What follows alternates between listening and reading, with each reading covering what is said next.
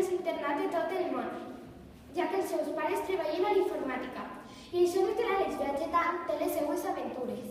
L'Àlex ja ha viatjat a Moçambic, a Brasil i a l'Índia, on es va trobar en Gandhi. Al principi es va pensar que era un gosset, però al fin i al cap es va donar compte de que en Gandhi podia hablar. Per tant, se'l va quedar.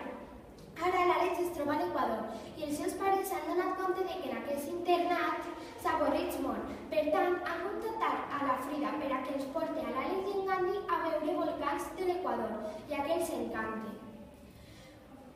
I la Frida realment és una detectiu, no és una cangur, i és que s'ha donat compte de que en Gandhi parla, per tant el vol, ja que pensa que pot aconseguir amb ell molts diners.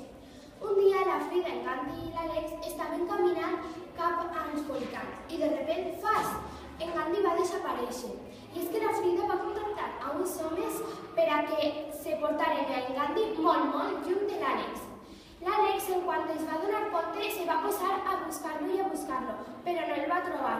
Fins que un dia, el trobarà o no el trobaré?